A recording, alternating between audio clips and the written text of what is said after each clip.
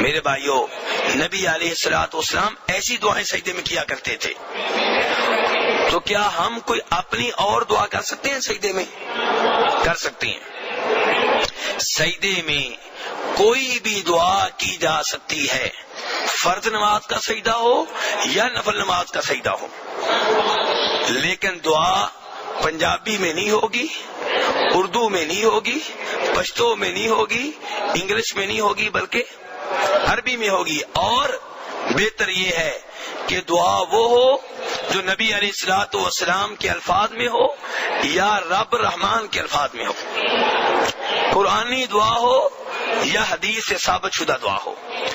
سجدے میں قرآن کو بطور قرآن پڑھنے کی اجازت، قرآن کو بطور تلاوت سجدے میں پڑھنے کی اجازت، لیکن قرآنی دعائیں سجدے میں بطور دعا کر سکتے ہیں، بطور تلاوت نہیں۔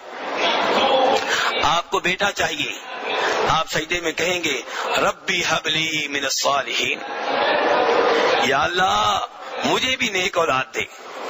اور یہ دعا کس کی ہے؟ یہ دعا کون کرتے تھے؟ ابراہیم علیہ السلام، قرآن میں آئی ہے، ابراہیم علیہ السلام یہ دعا کرتے تھے۔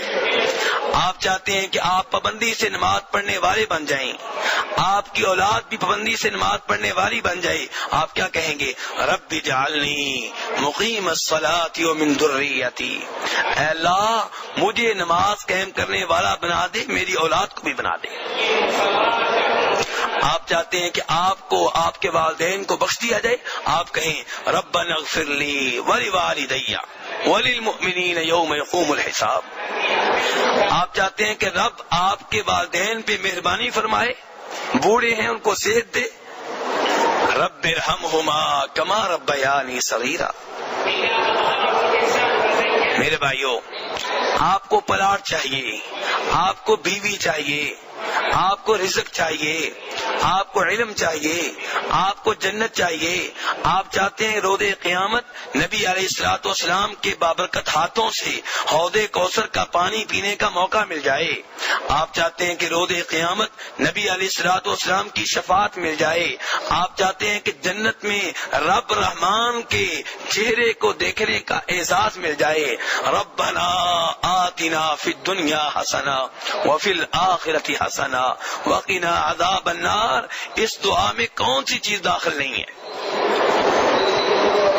کون سی چیز ہے جو اس دعا میں داخل نہیں ہے؟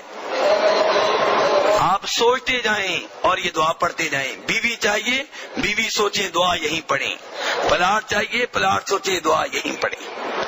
ربنا آتنا فی الدنیا حسنہ، ربنا اے ہمارے خالق، اے ہمارے مالک، اے ہمارے رازق، اے وہ ذات جس نے پوری کائنات کا سسٹم چلا رکھا ہے، آتنا ہمیں دے، فی الدنیا دنیا میں، حسنہ اچھی چیز، ہر اچھی چیز دنیا کی، وفی الآخرۃ حسنہ اور آخرت میں بھی اچھی چیز دے، وقنا عذاب النار اور ہمیں جہنم کے عذاب سے بچا لے۔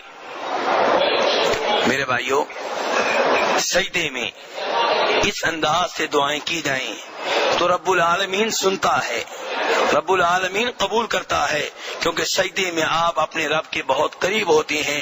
لیکن میں نے کل بھی کہا تھا، آج بھی کہا تھا کہ دعا کے قبول ہونے کے کتنے انداز ہیں؟ 3۔ نمبر 1، جو چیز آپ مانگتے ہیں اللہ وہی دے دیتے ہیں۔